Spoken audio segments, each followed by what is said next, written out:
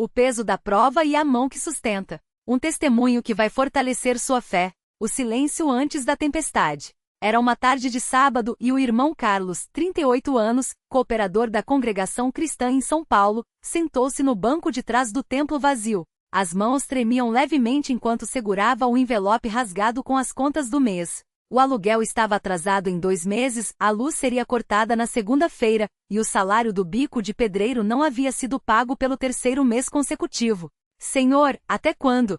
Sussurrou com a voz embargada. Não era uma oração cheia de palavras bonitas, era o clamor de um homem que não tinha mais para onde correr. Carlos não era um recém-convertido. Havia sido batizado nas águas em nome de Jesus Cristo para perdão dos pecados há 10 anos, depois de uma vida de bebidas e brigas. Conhecia as promessas da Bíblia, mas naquela hora, a fé e a realidade pareciam 2 mundos distantes. Ele lembrava do Salmo 34, 19, muitas são as aflições do justo, mas o Senhor o livra de todas. Mas confessa, naquele momento, a dúvida coçava como um espinho, será que Deus esqueceu de mim?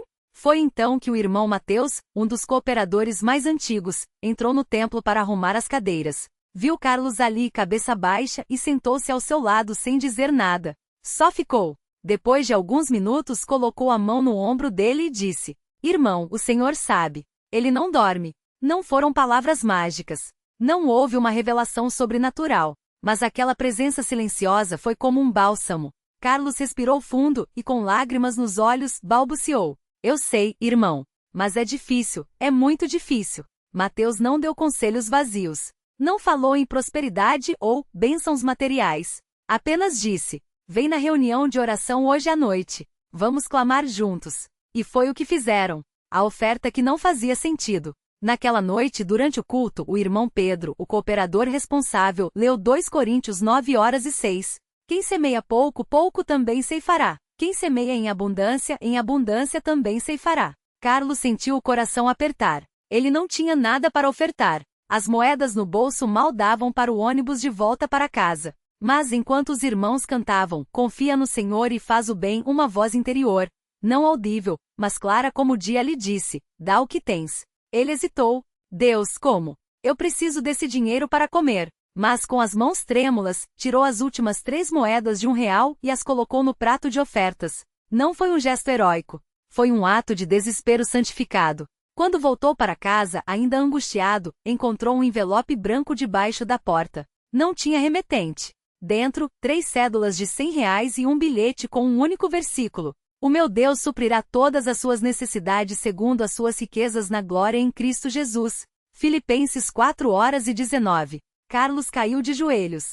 Não era um milagre espetacular. Não houve anjos nem vozes do céu. Mas era a mão de Deus agindo através de alguém, um irmão que talvez nem saiba até hoje o impacto daquele gesto. A provação que veio depois da vitória. Mas a história não terminou ali.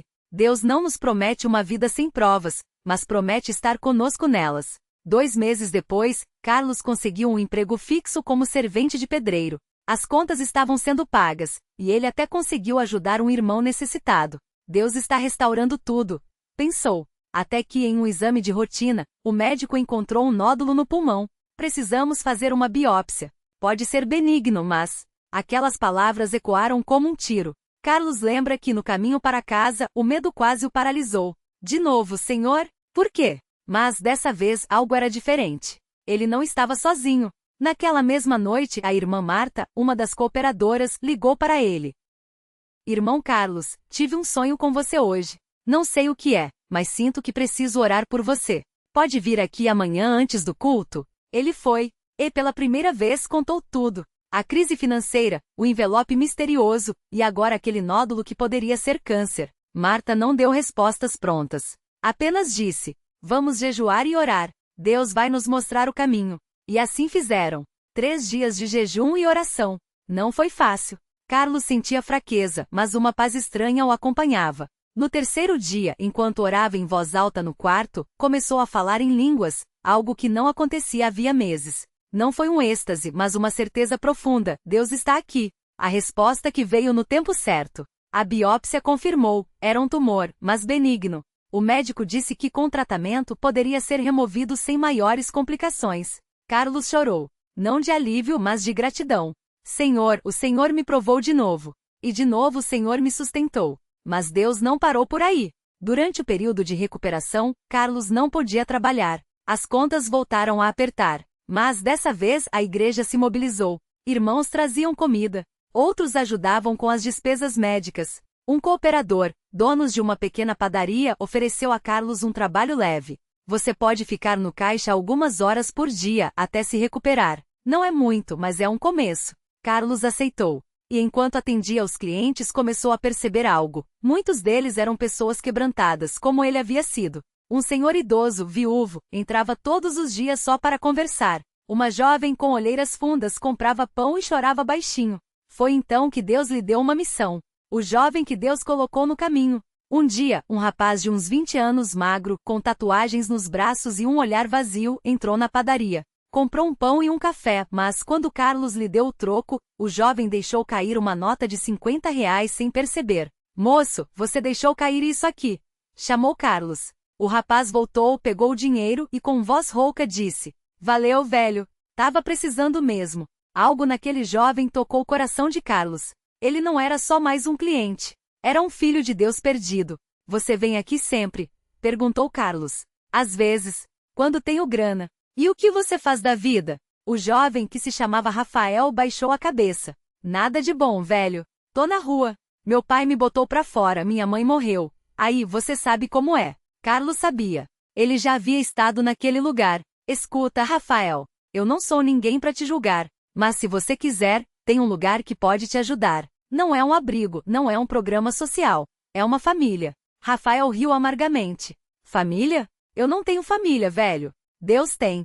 E Ele quer te dar uma. A restauração que veio pelo serviço. Carlos não forçou. Apenas deu a Rafael um convite para o culto de jovens na quarta-feira. O rapaz não foi. Nem na semana seguinte. Mas Carlos não desistiu. Toda vez que Rafael aparecia na padaria, ele orava por ele em silêncio e deixava um versículo escrito no guardanapo junto com o troco. Até que um mês depois, Rafael entrou na padaria com os olhos inchados de chorar. Velho, eu tô ferrado. Não aguento mais. Carlos não pregou. Não deu sermão. Apenas disse: vem comigo. Levou-o para a reunião de oração. Rafael resistiu no início, mas quando ouviu os irmãos cantando Jesus, meu bom pastor, a ti louvo, com tanta convicção, algo dentro dele quebrou. Ele chorou. Chorou como nunca havia chorado. Naquela noite, depois do culto, Rafael confessou seus pecados e pediu para ser batizado nas águas em nome de Jesus Cristo. Não foi um processo rápido. Teve lutas, recaídas, dúvidas. Mas Carlos esteve ao seu lado como Mateus havia estado ao lado dele. Hoje Rafael é cooperador na mesma congregação. Trabalha como auxiliar de pedreiro, a mesma profissão que salvou Carlos, e visita jovens em situação de rua, levando a mesma esperança que recebeu. A lição que ficou: quando Carlos olha para trás, não vê um herói. Vê um homem comum, cheio de medos e falhas, que aprenderá uma verdade simples, mas poderosa. Deus não nos tira das provas, Ele nos sustenta nelas. O envelope com dinheiro não veio antes da crise, mas no momento certo. O tumor não desapareceu milagrosamente, mas foi curado no tempo de Deus. 2. A bênção não é só para nós, é para abençoar outros. Carlos poderia ter guardado sua história só para si, mas Deus o usou para alcançar Rafael.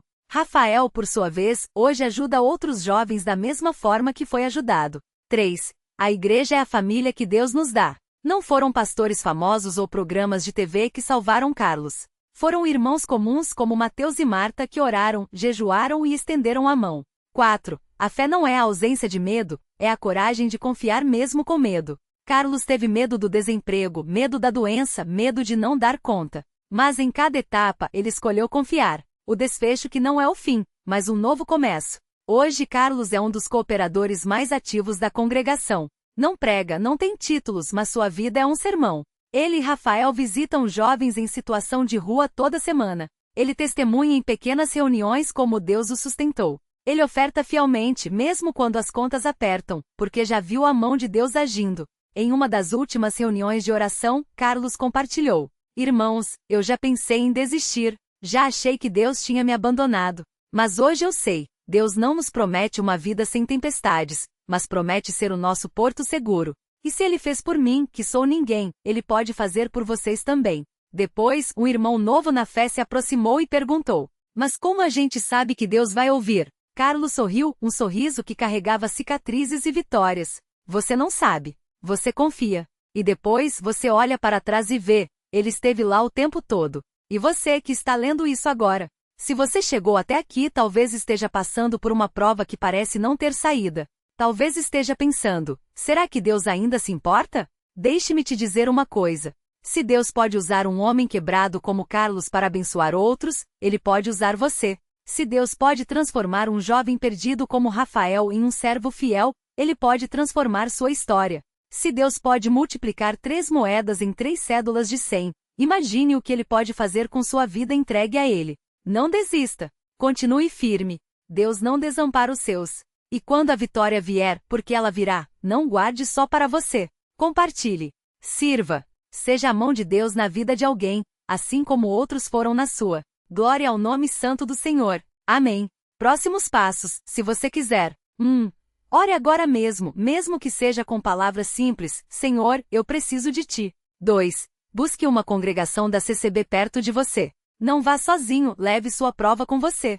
3. Comece a servir, mesmo em coisas pequenas. Deus usa os disponíveis. 4. Não olhe para trás. Olhe para aquele que já venceu por você. O Senhor é o meu pastor, nada me faltará.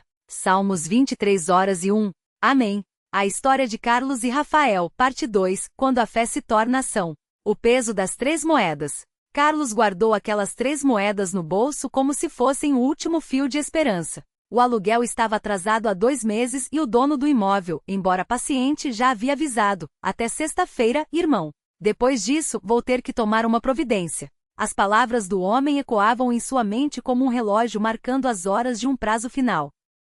Naquela noite, enquanto arrumava a cama para as crianças, um colchão no chão, coberto com lençóis remendados, a filha mais nova, Sofia, de apenas 7 anos, olhou para ele com olhos que já entendiam mais do que deveriam para a idade. Pai, a gente vai ter que sair daqui? A pergunta foi como uma faca. Carlos se ajoelhou ao lado dela, passando a mão nos cabelos cacheados da menina. Não, filha. Deus vai providenciar. Ele sempre providenciou. Mas, no fundo, a dúvida o corroía.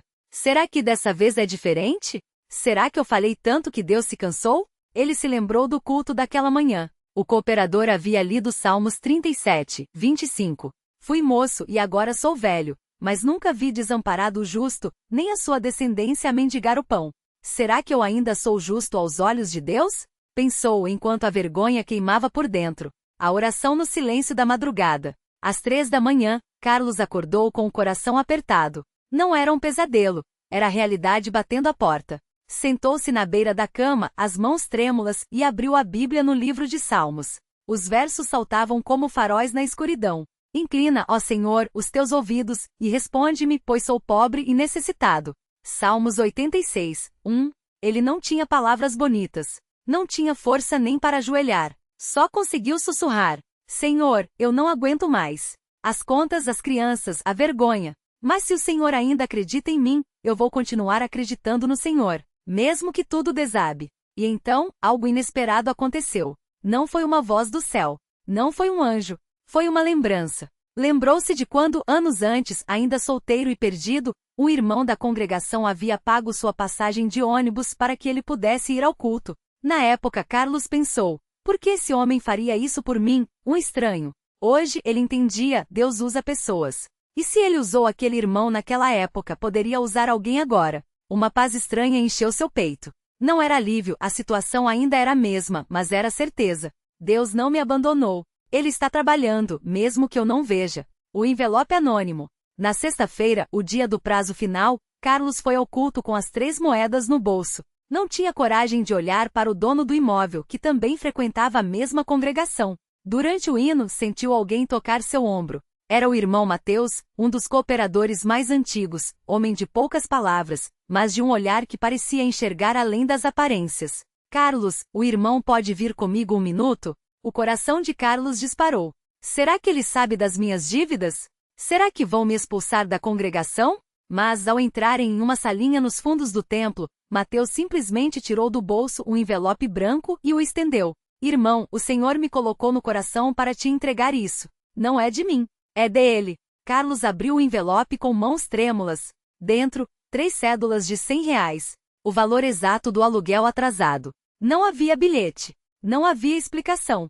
Só o dinheiro. E de repente as lágrimas vieram. Não eram lágrimas de alívio, eram de vergonha. Vergonha por ter duvidado. Vergonha por ter pensado, mesmo que por um segundo, que Deus o havia esquecido. Mateus colocou a mão em seu ombro. Deus não olha para o que a gente tem, irmão. Ele olha para o que a gente faz com o pouco que tem. Você tem sido fiel. Isso é o que importa. A lição que veio com o dinheiro. Carlos poderia ter guardado aquelas 3 notas, pagado o aluguel e seguido em frente. Mas algo dentro dele disse: não, isso não é só para mim. No domingo seguinte, ele procurou o irmão responsável pela campanha do agasalho, um projeto da congregação para ajudar famílias carentes no inverno. Sem dizer nada sobre sua própria situação, entregou R$ 50 das 100 que havia recebido. Irmão, é pouco, mas é para ajudar. O cooperador olhou para ele, surpreso.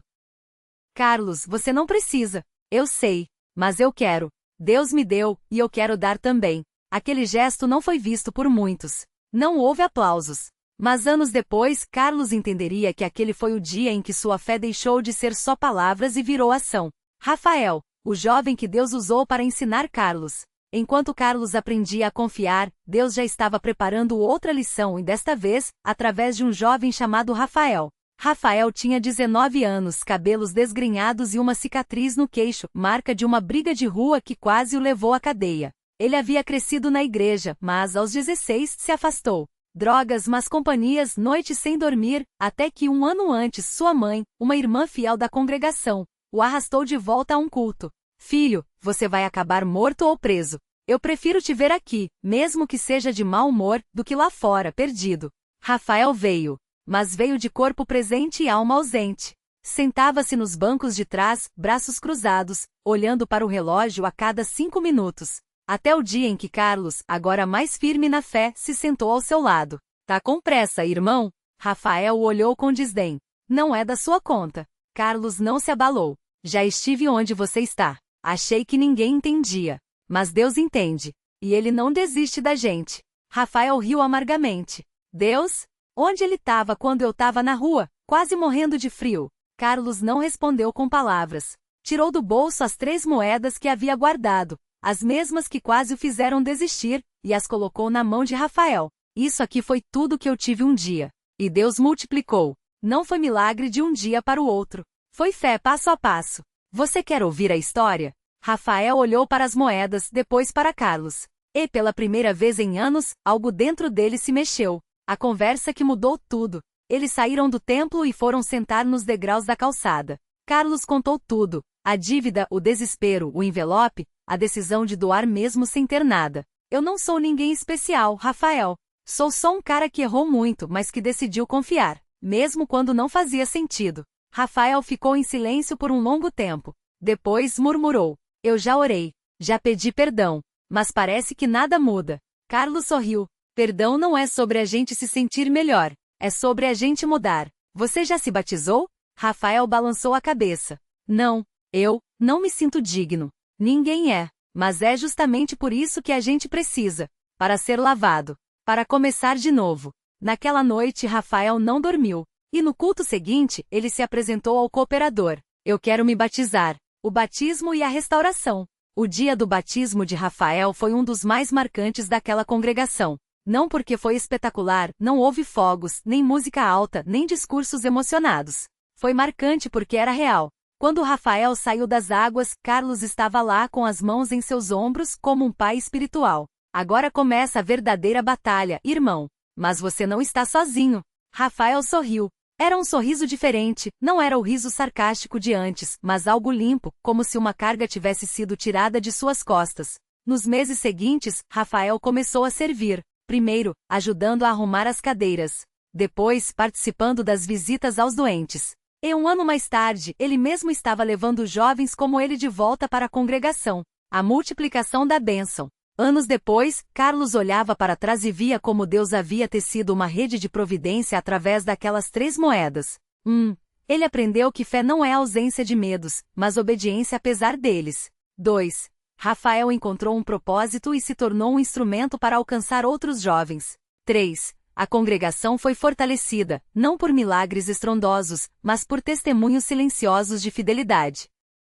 4. Outras famílias foram abençoadas através da campanha do agasalho, que cresceu com a doação de Carlos. E o mais incrível, aquele dono do imóvel que um dia quase os despejou, acabou se batizando também. Ele confessou a Carlos: "Eu vi sua fé, irmão. Mesmo quando você não tinha nada, você não deixou de vir aos cultos." Isso me fez pensar: se Deus é assim para ele, por que não pode ser assim para mim? A lição final: Deus trabalha em silêncio. Se você está lendo isso hoje e pensa: "Mas e eu? Onde está meu envelope? Onde está minha saída?" Deixe-me te dizer uma coisa: Deus não costuma agir como a gente espera. Ele não mandou um anjo pagar o aluguel de Carlos. Usou um irmão. Não curou Rafael com um toque. Usou a palavra de um homem quebrado. Não encheu a congregação de milagres espetaculares. Encheu-a de servos fiéis. Talvez sua vitória não venha como você imagina. Talvez não venha hoje. Mas se você continuar firme, um dia você olhará para trás e verá: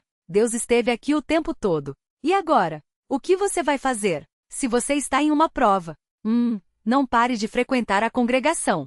Mesmo que seja difícil. Mesmo que você se sinta hipócrita. A força vem da comunhão. 2. Dê do pouco que você tem. Não é sobre o valor, é sobre o coração. Deus honra a fidelidade. 3. Conte sua história. Pode ser que sua luta seja a chave para libertar alguém. 4. Espere em Deus. Não como quem cruza os braços, mas como quem trabalha, ora e confia. E lembre-se: o Senhor livrará a alma dos seus servos, e nenhum dos que nele confiam será desamparado. Salmos 34, 22. Uma oração para você. Se quiser, feche os olhos agora e ore comigo. Senhor, eu não sei como o Senhor vai fazer, mas eu confio que o Senhor vai. Mesmo que eu não veja ainda, eu creio que o Senhor está trabalhando. Dá-me força para continuar firme. Usa minha vida, mesmo que eu seja pequeno. Em nome de Jesus, amém. Glória ao nome santo do Senhor. Continue firme. Pessoa com as mãos postas.